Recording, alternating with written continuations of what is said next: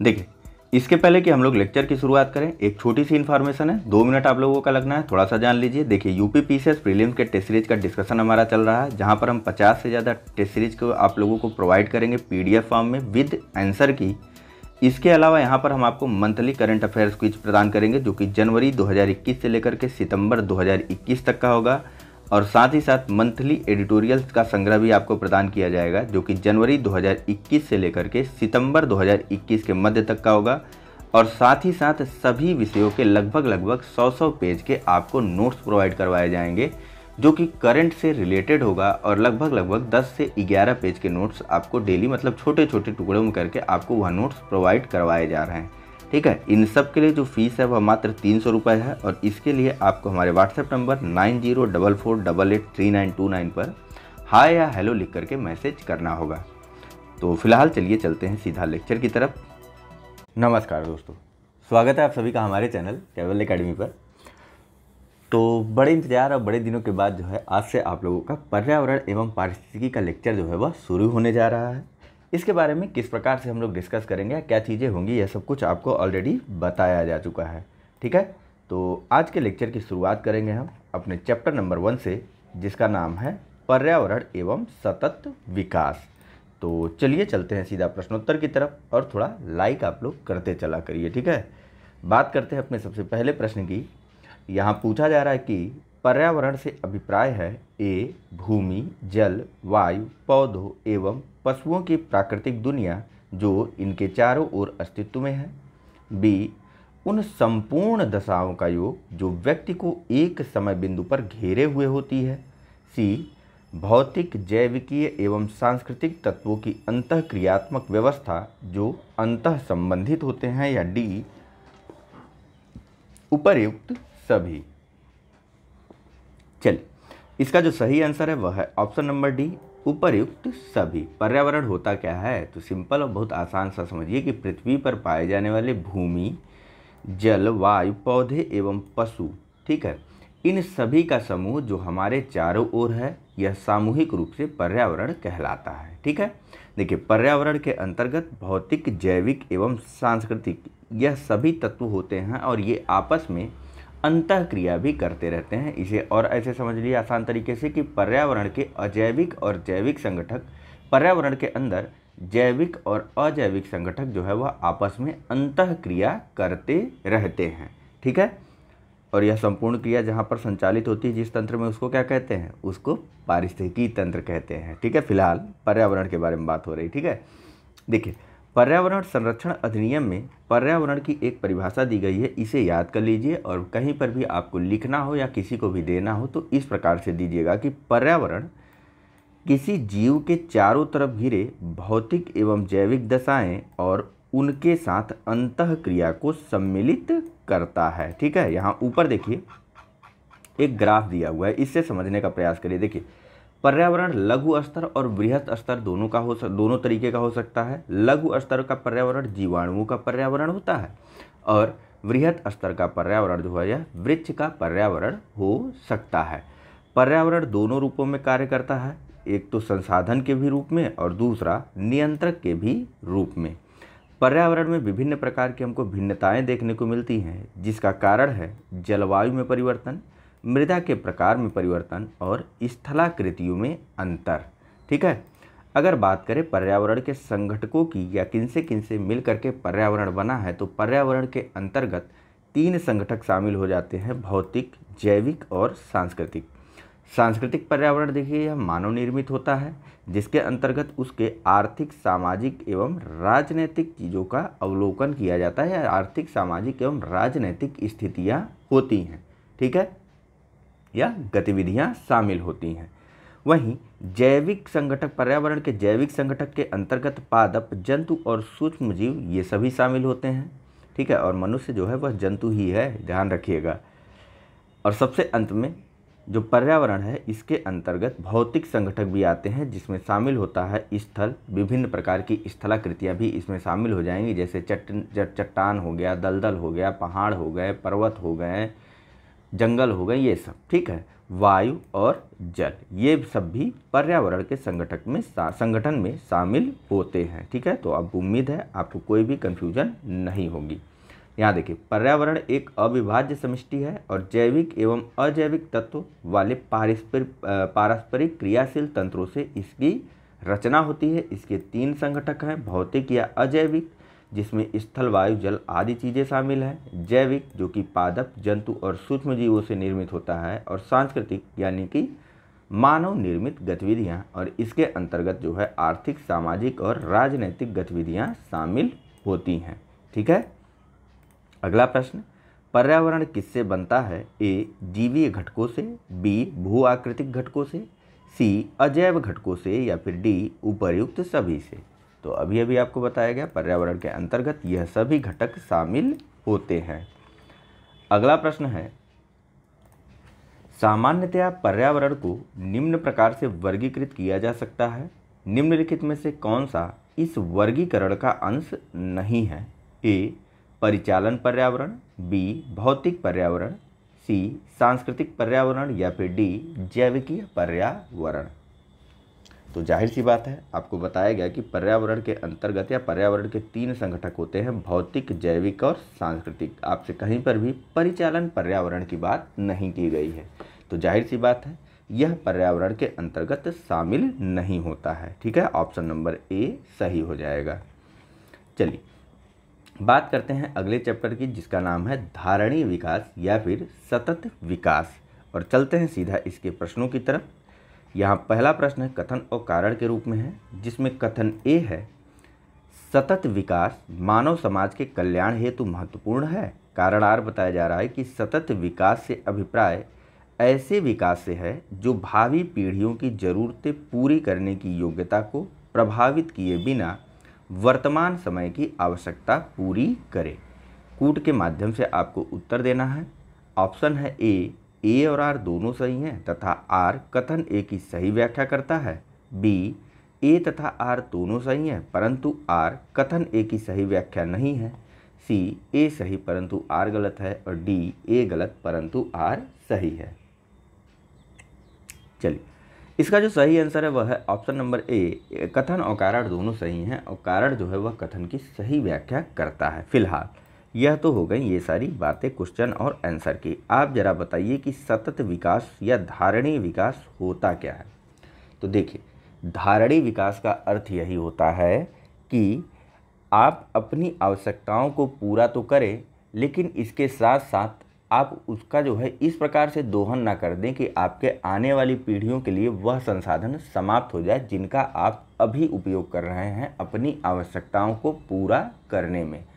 और आसान शब्दों में समझिए तो जैसे कि पेट्रोलियम हो गया, या फिर कह लीजिए जो पेट्रो प्रोडक्ट हो गए, जो पेट्रोलियम उत्पाद हो गए, या फिर कह लीजिए छोड़िए पेट्रोलियम उत्पादक छोड़िए, कोयले को ले लीजिए। तो कोयले से आपको पता है कि विद्युत का निर्माण किया जाता है। कभी कभी गर्मियों में इसको है कि नहीं, ठंडी लगती है तो तापने काम आता है, कोयला जला करके बैठ जाइए। तो देखिए, कोयले का इस प्रकार से उपयोग ना किया जाए या कोयले का इस प्रकार से खनन ना किया जाए या दोहन ना किया जाए कि भविष्य की पीढ़ियों के लिए कोयला जो है वह म्यूजियम की वस्तु बन जाए।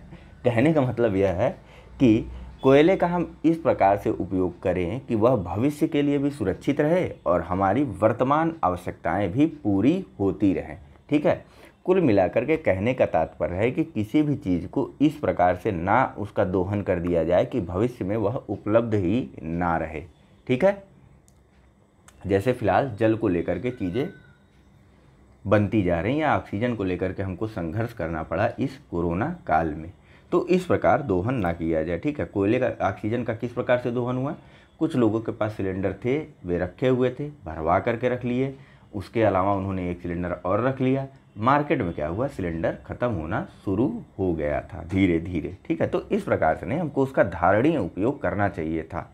फिलहाल वो सब बातें बात की हैं। यहाँ पर देखिए प्रश्न पर आते हैं। ठीक है, देखिए एक प्रश्न जरूर हो सकता है आपके इथिक्स के पेपर में इससे संबंधित आ जाए। ठीक है, फिलहाल यहाँ पर देखिए बात कर रहे थे हम लोग सतत विकास या धारणीय विकास की। तो देखिए 1987 का एक समय याद करिए आप लोग, यहाँ देखिए एक्सप्लेनेशन को। ठीक है, 1987 की बात है यह, जब world commission on environment and development द्वारा एक रिपोर्ट प्रस्तुत की गई थी जिसका नाम था ब्रटलैंड रिपोर्ट, या फिर इस रिपोर्ट को आवर कॉमन फ्यूचर के नाम से भी जाना जाता है। इसी में सबसे पहले धारणीय विकास शब्द का उपयोग किया गया था और साथ ही साथ इसकी व्याख्या भी की गई थी। ठीक है, देखिए धारणीय विकास शब्द की व्याख्या 1987 में world commission on environment and development यानी कि WCED ने अपनी रिपोर्ट आवर कॉमन फ्यूचर में की थी और 1992 में आयोजित पृथ्वी शिखर सम्मेलन यानी कि रियो समिट में कब हुआ था? 1992 में इसका आयोजन हुआ था। ठीक है, तो 1992 में आयोजित पृथ्वी सम्मेलन या रियो समिट में या रियो डिक्लेरेशन में एजेंडा 21 की जो घोषणा की गई थी उसमें भी धारणीय विकास को पूर्णतया समर्थन देने की बात कही गई थी। ठीक है, रियो घोषणा के तहत ही एजेंडा 21 की घोषणा की गई थी। ठीक है, रियो घोषणा या यूं कह लीजिए तो प्रथम पृथ्वी सम्मेलन के अंतर्गत जो है, जो कि 1992 में हुआ था, इसमें एजेंडा 21 को अपनाए जाने की बात की गई थी और इसमें जो है धारणीय विकास के प्रति पूर्ण समर्थन व्यक्त किया गया था और आगे चल कर के वर्ष 2002 में जोहान्सबर्ग में आयोजित सम्मेलन में सतत विकास को प्रमुख मुद्दा बनाया गया था। ठीक है, चलिए फिलहाल यहाँ पर देखिए कि world commission on environment and development द्वारा वर्ष 1987 में रिपोर्ट आवर कॉमन फ्यूचर, जिसे ब्रटलैंड रिपोर्ट के नाम से भी जाना जाता है, उसके अनुसार सतत विकास से अभिप्राय ऐसे विकास से है जो भावी पीढ़ियों की ज़रूरतें पूरी करने की योग्यता को प्रभावित किए बिना वर्तमान समय की आवश्यकता को पूरा करे। इसका तात्पर्य है कि मानव समाज का सतत भविष्य तभी सुनिश्चित हो सकता है जबकि आर्थिक गतिविधियों और मानव कल्याण के समर्थन हेतु आवश्यक जैव भौतिक और सामाजिक परिस्थितियाँ पीढ़ी दर पीढ़ी पोषित एवं संधारित की जा सकें। ठीक है, चलिए बात करते हैं अगले प्रश्न के बारे में। यहाँ पूछा जा रहा है कि निम्नलिखित घटनाओं को कालानुक्रमिक क्रम में व्यवस्थित कीजिए तथा नीचे दिए गए कूट से सही उत्तर चुनिए। पहला, रियो पृथ्वी शिखर सम्मेलन। दूसरा, ब्रटलैंड आयोग रिपोर्ट का प्रकाशन। तीसरा, मॉन्ट्रियल प्रोटोकॉल का प्रवर्तन। और चौथा, the limit to growth report का प्रकाशन। कूट की सहायता से आपको सही उत्तर देना है। ऑप्शन है ए पहला, दूसरा, तीसरा और चौथा। बी चौथा, दूसरा, तीसरा और पहला। सी चौथा, तीसरा, दूसरा और पहला। या डी चौथा, पहला, दूसरा और तीसरा। चलिए, इसका जो सही आंसर है वह है ऑप्शन नंबर बी। ठीक है, सबसे पहले क्या हुआ था? सबसे पहले the limit to growth report का प्रकाशन हुआ था, इसके बाद ब्रटलैंड आयोग की रिपोर्ट का प्रकाशन हुआ और फिर जो है मॉन्ट्रियल प्रोटोकॉल प्रवर्तन में आया और उसके बाद रियो पृथ्वी सम्मेलन 1992 में आयोजित किया गया था। ठीक है, इन सब के बारे में मॉन्ट्रियल प्रोटोकॉल जैसे हो गया या ब्रटलैंड या फिर the limit to growth report हो गई, इनके बारे में अभी जब प्रश्न आएगा तब हम लोग बात करेंगे। यहाँ पर आप कंफ्यूज हो जाएंगे। फिलहाल इनके बारे में देखिए, समय जान लीजिए इनका कि the limit to growth report का प्रकाशन 1972 में किया गया था। रियो पृथ्वी शिखर सम्मेलन का जो है यह जून 1992 में आयोजित हुआ था। ब्रटलैंड आयोग रिपोर्ट का प्रकाशन अप्रैल 1987 में हुआ था। तो मॉन्ट्रियल प्रोटोकॉल का प्रवर्तन सितंबर 1987 में हुआ था। ठीक है, चलिए बात करते हैं अगले प्रश्न के बारे में। यहाँ पूछा जा रहा है कि वर्ष 1987 में संयुक्त राष्ट्र में पर्यावरण से संबंधित एक प्रतिवेदन की प्रस्तुति के उपरांत धारणीय विकास या सस्टेनेबल डेवलपमेंट पर चर्चा आरंभ हुई। वह प्रतिवेदन था ए जलवायु परिवर्तन पर पहला प्रतिवेदन, बी आवर कॉमन फ्यूचर, सी जलवायु परिवर्तन का दूसरा प्रतिवेदन या फिर डी पांचवा मूल्यांकन प्रतिवेदन।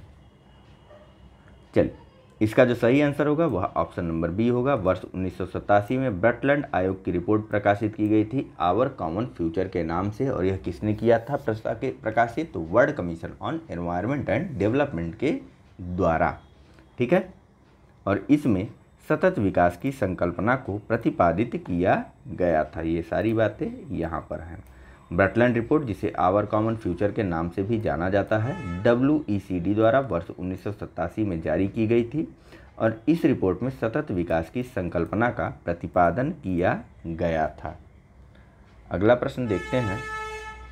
यहाँ पूछा जा रहा है कि धारणी विकास किसके उपयोग के संदर्भ में अंतर पीढ़ीगत संवेदनशीलता का विषय है? ए. प्राकृतिक संसाधन, बी. भौतिक संसाधन, सी. औद्योगिक संसाधन या फिर डी. सामाजिक संसाधन। ध्यान दीजिए शब्द का, अंतर पीढ़ीगत माने इस पीढ़ी से लेकर के अगली पीढ़ी तक के बीच की संवेदन के बीच जो है एक संवेदनशील विषय है धारणी विकास। किसके उपयोग को लेकर के? तो यह है प्राकृतिक संसाधनों के उपयोग को लेकर के। ठीक है, धारणी विकास का अर्थ ही यही निकाला जाता है कि जिसके वर्तमान की आवश्यकताओं के साथ साथ भविष्य की आवश्यकताओं को ध्यान में रखा जाए। और यह किस बारे में है? तो धारणी विकास प्राकृतिक संसाधनों के उपयोग के संदर्भ में अंतर पीढ़ीगत विशेषता का उपयोग विषय है। ठीक है, धारणी विकास का मुख्य उद्देश्य पृथ्वी के प्राकृतिक संसाधनों का न्याय संगत उपयोग, संरक्षण और उचित प्रबंधन करना है। ठीक है, अगला प्रश्न है, सतत विकास के लिए आवश्यक है ए. जैविक विविधता का संरक्षण, बी. प्रदूषण का निरोध एवं नियंत्रण, सी. निर्धनता को घटाना या फिर डी. उपर्युक्त सभी। चलिए, इसका जो सही आंसर है वह है ऑप्शन नंबर डी। सतत विकास के लिए आवश्यक है जैव विविधता का संरक्षण करना, प्रदूषण का निरोध और उस पर नियंत्रण और साथ ही साथ निर्धनता को घटाना। हालांकि यह अप्रत्यक्ष रूप से आवश्यक है। देखिए, सतत विकास के लिए जैव विविधता का संरक्षण, प्रदूषण का निरोध, नियंत्रण, निर्धनता को घटाना सभी आवश्यक है। आर्थिक विकास और पर्यावरण के सुरक्षा के मध्य एक वांछित संतुलन बनाए रखना ही टिकाऊ विकास या सतत विकास है। और टिकाऊ विकास की जो अनिवार्य शर्तें हैं वे सूचनाओं की उपलब्धता पर आधारित होती हैं। मतलब कितना सामान बचा है या किस प्रकार से हमको भविष्य में सामान के उपयोग की ज़रूरत पड़ सकती है, यह सब किस पे आधारित है? सूचनाओं पर। आपके पास पूरा डाटा हो कि आप अगले 3 महीने में कितना खर्च करने वाले, कि कितना चीज़ें खा सकने वाले हैं, तो आप अगले 3 महीने के लिए अगर आज लॉकडाउन लगने वाला है तो आप उस हिसाब से समुचित व्यवस्था कर सकते हैं अगले 3 महीनों के लिए, जिस कारण से आप परेशान नहीं होंगे। तो सूचनाओं की उपलब्धता थी आपके पास, इसलिए आप ऐसा करने में सक्षम रहे। इसी प्रकार से टिकाऊ विकास की भी अनिवार्य शर्त है सूचनाओं की उपलब्धता। और किस प्रकार की वो सूचनाएं होनी चाहिए? तो यहाँ देखिए, इसीलिए पहले ग्राफ नहीं बताया। देखिए, टिकाऊ विकास हेतु आवश्यक सूचनाएं किस प्रकार कौन कौन सी होनी चाहिए? तो सबसे पहले 2 तरीके की सूचनाएं होनी चाहिए। पहली तो पर्यावरण से संबंधित सूचना और दूसरी मनुष्य व उसके क्रियाकलापों से संबंधित सूचनाएं। काफ़ी ज़्यादा धुंधला दिख रहा होगा आप लोगों को, या यूँ कहूँ तो नहीं दिख रहा होगा, ध्यान दे दीजिए आप। ठीक है, सुनते चलिए। देखिए, अब पर्यावरण से संबंधित सूचनाओं के में क्या क्या चीज़ें चाहिए होती हैं? तो जैव अधिवास से संबंधित सूचनाएं, प्राकृतिक संसाधनों से संबंधित सूचनाएं, पर्यावरण के आधारभूत कारकों के संदर्भ में सूचनाएं और वर्तमान पर्यावरण की स्थिति के संदर्भ में सूचनाएं। ठीक है, और वहीं मनुष्य और उसके क्रियाकलापों के से संबंधित किस प्रकार की सूचनाएं होनी चाहिए? तो जनसंख्या वृद्धि दर किस प्रकार की हो रही है, फिलहाल जनसंख्या का आकार कितना है, और विभिन्न संसाधन व खाद्य उपलब्धता किस प्रकार की है। साथ ही साथ गैर अनिवार्य संरचनात्मक सुविधाएं ऐसी कौन कौन सी होंगी जो अनिवार्य नहीं है। ठीक है, और इसके अलावा औसत जीवन स्तर तथा प्रति व्यक्ति आय कितनी है और तकनीक का स्तर क्या क्या है। ठीक है, तो यह सभी आवश्यक होती हैं टिकाऊ विकास हेतु आवश्यक सूचनाओं के अंतर्गत। फिलहाल यह चैप्टर यहीं कंप्लीट हुआ। बात करते हैं हम लोग नेक्स्ट टॉपिक के बारे में, जो कि है प्रकृति में कार्बन चक्र एवं जल चक्र के बारे में। तो चलते हैं सीधा प्रश्नों की तरफ और बात करते हैं हमारे पहले प्रश्न के बारे में, जहां पूछा जा रहा है कि निम्नलिखित पर विचार कीजिए। पहला, प्रकाश संश्लेषण, दूसरा श्वसन, तीसरा जैव पदार्थों का अपक्षय और चौथा ज्वालामुखी क्रियाएं। आपको बताना है कि उपर्युक्त में से कौन सी क्रियाएं पृथ्वी के कार्बन चक्र में कार्बन डाइऑक्साइड जोड़ती हैं। ए केवल 1 और 4, बी केवल 2 और 3, सी केवल 2, 3 और 4, या फिर डी 1, 2, 3 और 4।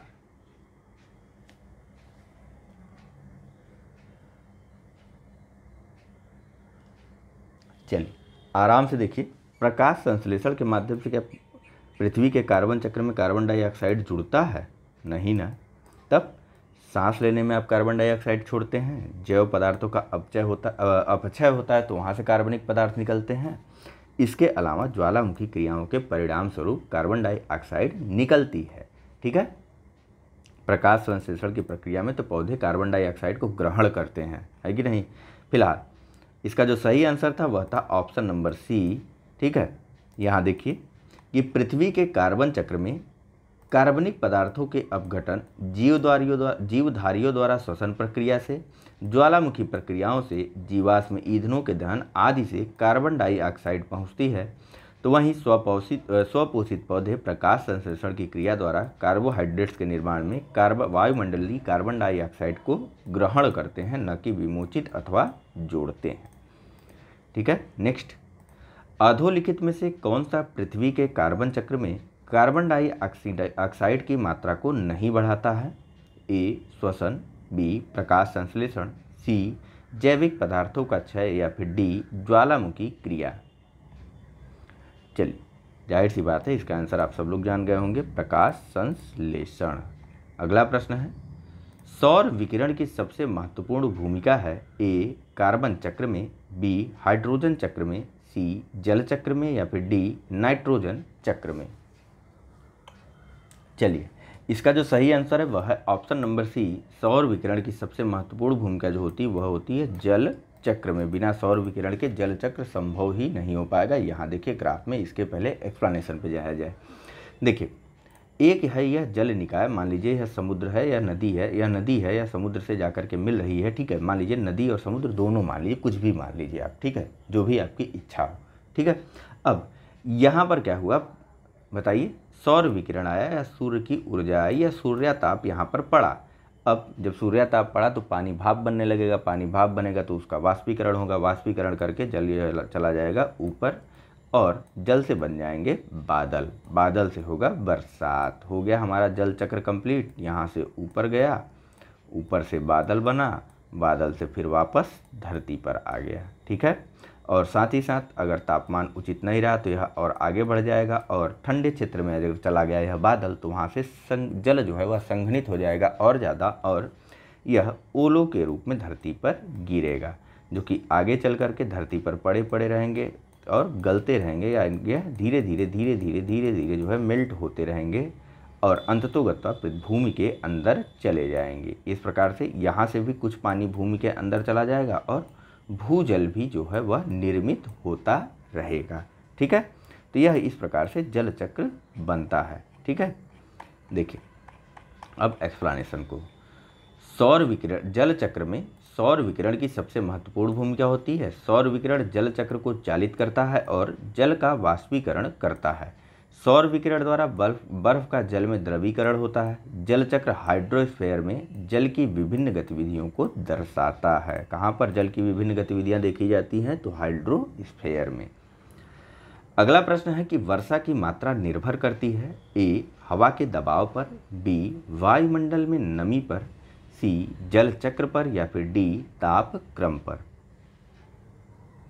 चलिए इसका जो सही आंसर है वह है ऑप्शन नंबर बी, वायुमंडल में नमी पर वर्षा की मात्रा निर्भर करती है। यदि अत्यधिक नमी हो गई तो क्या होगा? बर्फबारी हो जाएगी। ठीक है, और हल्की फुल्की नमी रही तो बूंदाबांदी से काम चल जाएगा। थोड़ी सी ज़्यादा नमी हुई तो ठीक ठाक बारिश होगी, और ज़्यादा नमी हो गई तो ओले पड़ेंगे सर पर। देखिए वायुमंडल में नमी वर्षा की मात्रा का निर्धारण करती है। सभी प्रकार की वर्षा की मात्रा जैसे बूंदाबांदी, वर्षा, बर्फबारी इत्यादि वायुमंडल में नमी की मात्रा में बढ़ोतरी से बढ़ जाती हैं। अगला प्रश्न है कि कई प्रतिरोपित पौधे, प्रतिरोपित यानी एक जगह से पौधा निकाला दूसरी जगह पर लगा दिया, नर्सरी जिसको आप लोग बोलते हैं। ठीक है, तो कई बार आप लोग पेड़ ले आते हैं और लगा देते हैं और नहीं निकलता है। आप कहते हैं कि उस नर्सरी वाले से पेड़ मत लेना, उसका पेड़ अच्छा नहीं है। फिलहाल यहाँ देखिए क्यों अच्छा नहीं, कमी कहाँ हो गई। देखिए कई प्रतिरोपित पौधे इसलिए नहीं बढ़ते हैं क्योंकि ए, नई मिट्टी में ईस्ट खनिज पदार्थ नहीं रहते हैं। बी, अधिकांश मूलरोम नई मिट्टी को अधिक सख्ती से जकड़ लेते हैं। सी, प्रतिरोपण के दौरान अधिकांश मूलरोम नष्ट हो जाते हैं। और डी, प्रतिरोपण के दौरान पत्तियां क्षतिग्रस्त हो जाती हैं। चलिए, इसका जो सही आंसर है वह है ऑप्शन नंबर सी, प्रतिरोपण के दौरान अधिकांश मूल रोम जो है वह नष्ट हो जाते हैं। आप वहाँ से पेड़ लाते हैं, उसकी मिट्टी झाड़ करके फिर अपने गमले में लगाते हैं, इस कारण कुछ छोटी छोटी जो उसकी जड़ें होती हैं वह नष्ट हो जाती हैं। ठीक है, इस कारण ज़्यादातर समय ऐसा होता है कि आपके पेड़ जो है वह जल्दी से पकड़ नहीं पाते हैं या फिर वह नष्ट ही हो जाते हैं। ठीक है, तो ध्यान रखिए, उस मिट्टी को झाड़ा मत किया करिए। फिलहाल इसका एक्सप्लेनेशन देख लीजिए। देखिए, पौधों के अधिकांश मूलरोम प्रतिरोपण के कारण नष्ट हो जाते हैं, इसलिए कई प्रतिरोपित पौधों में वृद्धि नहीं होती है। और साथ ही साथ खेतों में उर्वरकों का प्रयोग करने पर यदि शीघ्र ही अधिक जल से खेतों की सिंचाई नहीं होती है तो मृदा में विलयन की सांद्रता अधिक हो जाती है। इससे जड़ के मूल रोमों द्वारा जल का अवशोषण करना कठिन हो जाता है और इस कारण भी पौधे जो है वह मुरझा जाते हैं। ठीक है, चलिए फिलहाल बात कर लेते हैं हम लोग अगले टॉपिक यानी कि वायुमंडल के बारे में। इसके पहले कि इसके प्रश्नोत्तर की तरफ बढ़ें, यहीं पर एक चीज़ जानते चलिए। वायुमंडल में उपस्थित विभिन्न गैसों की मात्रा उनके घनत्व के आधार पर, ठीक है, परसेंटेज के, उनके घनत्व प्रतिशत के आधार पर। देखिए, वायुमंडल में सर्वाधिक मात्रा में नाइट्रोजन गैस होती है जिसका प्रतिशत है 78.08%। उसके बाद दूसरे नंबर पर होती है ऑक्सीजन गैस जिसका प्रतिशत है 20.95%। तीसरे नंबर पर आर्गन गैस होती है जिसका प्रतिशत है 0.93%। चौथे नंबर पर कार्बन डाइऑक्साइड गैस होती है जिसका प्रतिशत है 0.036%। पाँचवें नंबर पर नियान गैस होती है जिसका प्रतिशत है 0.002%। छठवें नंबर पर हीलियम गैस आती है जिसका प्रतिशत है 0.005%। कौन सा नंबर हो गया, पहला, दूसरा, तीसरा, चौथा, पाँचवा, छठवां, सातवां। सातवें नंबर पर क्रिप्टॉन गैस आती है जिसका प्रतिशत है 0.001%। आठवें नंबर पर जिनॉन गैस आती है जिसका प्रतिशत है 0.0009%। और फिर हाइड्रोजन आता है जिसका प्रतिशत है 0.0005%। ठीक है, याद कर लीजिएगा, आप लोग स्क्रीनशॉट ले लीजिए, याद कर लीजिए। सिंपल आप इतना याद करते चलिए। वायुमंडल में सबसे ज़्यादा गैस नाइट्रोजन होती है, उसके बाद ऑक्सीजन होती है, कार्बन डाइऑक्साइड चौथे नंबर की सबसे ज़्यादा गैस होती है, उसके बाद नियान और हीलियम का भी याद कर लीजिएगा। ठीक है, चलिए बात करते हैं सीधा प्रश्न के बारे में। एक सेकंड वेट करिए। तो चलिए, यहाँ पर हमारा पहला प्रश्न है कि पृथ्वी के चारों ओर गैसों के समूह को क्या कहते हैं। ए, भूमंडल, बी, जलकण, सी, वायुमंडल या फिर डी, जल मंडल। चलिए, इसका जो सही आंसर है वह है ऑप्शन नंबर सी, पृथ्वी के चारों ओर गैसों के समूह को वायुमंडल बोला जाता है। इसके अंतर्गत nitrogen, oxygen, carbon dioxide, helium, neon, hydrogen ये आदि गैसें पाई जाती हैं जिनको अभी हमने देखा है। अगला प्रश्न है, वायु एक है, ए, यौगिक, बी तत्व, सी, मिश्रण या फिर डी, विद्युत अपघट्य। चलिए, इसका जो सही आंसर है वह है ऑप्शन नंबर सी, वायु जो है वह एक मिश्रण है, न कि एक यौगिक या कंपाउंड। अंतर क्या होता है, देखिए, 3 प्रकार के रासायनिक संगठक होते हैं। पदार्थों को रासायनिक संगठन के आधार पर 3 प्रकार से बांटा जाता है। पहले तो होते हैं तत्व, दूसरा होता है यौगिक और तीसरे होते हैं मिश्रण। तत्व जो है पदार्थ का साधारणतम रूप होता है जिसे रासायनिक एवं भौतिक विधियों द्वारा आगे उपविभाजित नहीं किया जा सकता है। ठीक है, उपविभाजित नहीं किया जा सकता है। यौगिक क्या होता है, तो यौगिक एक ऐसा पदार्थ होता है जिसमें दो या दो से अधिक यौगिक यानी कि कंपाउंड, ठीक है, जिसमें 2 या 2 से अधिक तत्व द्रव्यमान के एक स्थिर, ठीक है, देखते द्रव्यमान, ठीक है। अब ध्यान दीजिए, यौगिक या कंपाउंड एक ऐसा पदार्थ होता है जिसमें 2 या दो से अधिक तत्व एक स्थिर द्रव्यमान के अनुपात में संयोजित होते हैं या द्रव्यमान के एक स्थिर अनुपात में आपस में संयोजित होते हैं या मिले हुए या जुड़े हुए होते हैं, जैसे कि काली बॉल और सफ़ेद बॉल, आधी सफ़ेद आधी काली। ठीक है, इसे बोला जाएगा यौगिक। वहीं अब बात करें अगर मिश्रण की, तो मिश्रण में भी दो या दो से अधिक तत्व या फिर यौगिक किसी भी अनुपात में साधारण रूप से मिश्रित होते हैं, किसी भी अनुपात में साधारण रूप से मिश्रित होते हैं और उन्हें बोला जाता है मिश्रण। इसमें भी दो या दो से अधिक तत्व या यौगिक हो सकते हैं, जैसे कि ये हो गया आपका काली बॉल, ये हो गई आपकी सफ़ेद बॉल। ठीक है, आधा आधा तो है नहीं ना। चलिए अब बात करते हैं अगले प्रश्न के बारे में, या फिर पहले इसका एक्सप्लेनेशन देख लीजिए। देखिए, मिश्रण ऐसा पदार्थ होता है जिसमें दो या दो से अधिक तत्व या यौगिक किसी भी अनुपात में साधारण रूप से मिश्रित होते हैं और वायु जो है वह विभिन्न गैसों का मिश्रण है। गैसों का यह मिश्रण वायुमंडल या एटमॉस्फेयर में पाया जाता है। अगला प्रश्न है, शुष्क हवा में नाइट्रोजन की मात्रा होती है ए 21%, बी 27%, सी 50% या फिर डी 78%। चलिए, इसका जो सही आंसर है वह है ऑप्शन नंबर डी। शुष्क हवा में नाइट्रोजन की मात्रा 78.08% होती है। ठीक है, वायुमंडल में nitrogen, oxygen, argon, carbon dioxide, neon, helium आदि गैसें उपस्थित होती हैं। शुष्क हवा में घनत्व के अनुसार सर्वाधिक मात्रा में नाइट्रोजन होती है और इसका प्रतिशत होता है 78.08। अगला प्रश्न है, निम्नलिखित नोबल गैसों में से कौन सी वायु में नहीं पाई जाती है? ए हीलियम, बी आर्गन, सी रेडान या फिर डी नियान। चलिए, इसका जो सही आंसर है वह है ऑप्शन नंबर सी रेडान। ठीक है, नोबल गैसों में रेडान जो है वह वायु में नहीं पाई जाती है। ठीक है, कौन कौन सी होती हैं नोबल गैसें बताइए? तो हीलियम, नियान, आर्गन, क्रिप्टॉन, जेनान और रेडान, यह सभी जो है वह नोबल गैसें कही जाती हैं। क्यों कही जाती हैं, जरा कमेंट करके बता दीजिए। कमेंट करेंगे, आपका उत्तर गलत होगा तो सही उत्तर आपको बता दिया जाएगा और सही होगा तो आपको लाइक मिल जाएगा।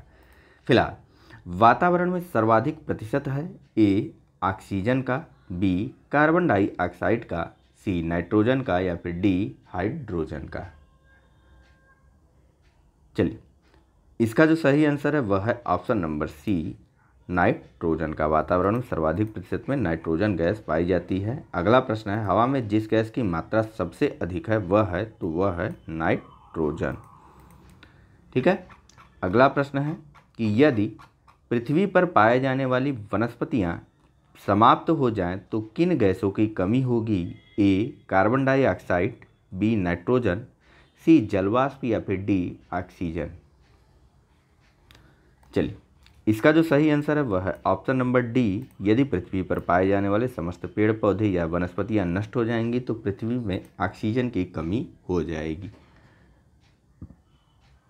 देखिए, पेड़ पौधे प्राणवायु ऑक्सीजन का उत्सर्जन और वायुमंडल को दूषित करने वाली एवं ग्लोबल वार्मिंग के लिए जिम्मेदार गैस कार्बन डाइऑक्साइड का अवशोषण करते हैं। अगर वनस्पतियां नहीं होंगी तो ऑक्सीजन की कमी से पृथ्वी के जीवन पर घातक प्रभाव पड़ेगा। अगला प्रश्न है कि निम्नलिखित में से कौन सा कार्य पेड़ पौधों का नहीं है? ए कार्बन डाइऑक्साइड का अवशोषण, बी सौर का अवशोषण, सी वायु का प्रदूषण या फिर डी ऑक्सीजन की विमुक्ति। चलिए, इसका जो सही आंसर है वह है ऑप्शन नंबर सी। पेड़ पौधों का काम वायु का प्रदूषण करना नहीं, उसको शुद्ध करना है। देखिए, पेड़ पौधे कार्बन डाइऑक्साइड का अवशोषण कर ऑक्सीजन की विमुक्ति करते हैं। विभिन्न क्षेत्रों में सड़कों के किनारे हरे वृक्षों की कतारें खड़ी कर ध्वनि प्रदूषण से भी बचा जा सकता है। पेड़ पौधे वायु प्रदूषण नहीं अपितु वायु प्रदूषण की रोकथाम में सहायक होते हैं। ठीक है, इसी के साथ हमारा यह टॉपिक कंप्लीट हुआ। बात करते हैं अपने अगले टॉपिक पर्यावरण सुरक्षा की। ठीक है, चलिए चलते हैं सीधा प्रश्नों की तरफ। और यहाँ पर हमारा सबसे पहला प्रश्न है कि पर्यावरण अपकर्ष से अभिप्राय क्या है। अपकर्ष का अर्थ होता है अवनति या फिर डिग्रेडेशन। ठीक है, अब बताइए। पर्यावरण के अपकर्ष से अभिप्राय है ए, पर्यावरणीय गुणों का पूर्ण रूप से निम्नीकरण, बी, मानवीय क्रियाकलापों से विपरीत परिवर्तन लाना, सी, पारिस्थितिकीय विभिन्नता के परिणाम स्वरूप पारिस्थितिकीय असंतुलन, या फिर डी, उपर्युक्त सभी। चलिए, इसका जो सही आंसर है वह है ऑप्शन नंबर डी, पर्यावरण अवनति या अपकर्ष से अभिप्राय है पर्यावरणीय गुणों का पूर्ण रूप से निम्नीकरण और मानवीय क्रियाकलापों से पर्यावरण में विपरीत परिवर्तन आना। देखिए, प्राकृतिक आवास का विनाश, जैव विविधता की हानि, प्राकृतिक संसाधनों का क्षरण होने से पर्यावरण के होने वाले नुकसान को पर्यावरण अपकर्ष कहा जाता है। ठीक है, इस प्रकार की पारिस्थितिकी विभिन्नताओं के परिणाम स्वरूप पारिस्थितिकी असंतुलन भी होने लगता है। अगला प्रश्न है कि अपक्षय का विचार संबंधित है ए, पृथक हुए पदार्थों का संग्रह, बी, मौसम में दैनिक परावर्तन, सी, एक प्राकृतिक क्रिया जो चट्टानों को सूक्ष्म कणों में विभक्त करती है, या फिर डी, उपर्युक्त में से कोई नहीं। अपक्षय होता है वेदरिंग। ठीक है, फिलहाल इसका जो सही आंसर है वह है ऑप्शन नंबर सी, अपक्षय का अर्थ होता है कि यह अपक्षय देखिए एक प्रकार की प्राकृतिक क्रिया है जो चट्टानों को सूक्ष्म कणों में विभक्त करती है। ठीक है, जैसे कि अपक्षय जो है यह हवाओं से भी हो सकता है, जल से भी हो सकता है। धीरे धीरे जल की बूंदें जा रही हैं, रगड़ रही वह पत्थर जो है वह घिसता रहता है, उसका जो है अपक्षय होता रहता है। और वहीं हवाएं भी इसी प्रकार से आप देखेंगे तो अपक्षय की प्रक्रिया में अपना योगदान देती हैं, वह भी चट्टानों को तोड़ती फोड़ती रहती हैं। देखिए, अपक्षय चट्टानों की टूट फूट की वह क्रिया है जिसके अंतर्गत चट्टानें विघटन या वियोजन द्वारा ढीली पड़ करके विदीर्ण होकर अपने स्थान पर ही बिखर जाती हैं। अगला प्रश्न है, निम्न में से किस एक का संबंध पर्यावरणीय सुरक्षा से नहीं है। ए, धारणीय विकास, बी, गरीबी कम करना, सी, वातानुकूलन, या फिर डी, कागज के थैलों का प्रयोग। चलिए, इसका जो सही आंसर है वह है ऑप्शन नंबर बी, गरीबी कम करने का संबंध पर्यावरणीय सुरक्षा से नहीं है। ठीक है लेकिन इनडायरेक्ट है। फिलहाल यहाँ देखिए एक्सप्लेनेशन आप और अच्छे से समझेंगे। देखिए, धारणीय विकास एवं कागज के थैलों का प्रयोग पर्यावरणीय सुरक्षा के सकारात्मक पहलू से संबंधित है, तो वातानुकूलन का पर्यावरणीय सुरक्षा के नकारात्मक पहलू से संबंध है। वहीं गरीबी कम करने से पर्यावरण पर नकारात्मक एवं सकारात्मक दोनों ही प्रभाव पड़ते हैं, लेकिन गरीबी का पर्यावरण से अप्रत्यक्ष संबंध है, जबकि धारणीय विकास, कागज के थैलों का प्रयोग एवं वातानुकूलन का पर्यावरण से प्रत्यक्ष संबंध है। ठीक है, फिलहाल यह टॉपिक कंप्लीट हुआ। चलिए चलते हैं अगले टॉपिक पर, जिसका नाम है धारणीय विकास। छोटे छोटे टॉपिक हैं, इसको लेकर के आप इस तरीके से मत सोचिए कि कैसे पेपर में होगा, किस प्रकार से होगा। लगभग हमेशा सारे क्वेश्चन इसी बुक से आए हैं, 20 के 20। ठीक है, 18 आए तो 18, तो निश्चिंत रूप से पढ़िए, बुक अच्छी है। ठीक है, आप सब लोग स्वयं भी यह चीज़ जानते हैं। फिलहाल अगले टॉपिक के बारे में बात करते हैं, जिसका नाम है धारणीय विकास। ठीक है, ऐसा करते हैं, धारणीय विकास वाले चैप्टर को हम लोग नेक्स्ट अगले लेक्चर में डिस्कस करेंगे। फिलहाल आप लोग इसे देखिए और समझिए और बताइए कि आपको कैसा लगा। ठीक है, तो thank you very much for discussion. Channel को लाइक, सब्सक्राइब और शेयर करना मत भूलिएगा। धन्यवाद।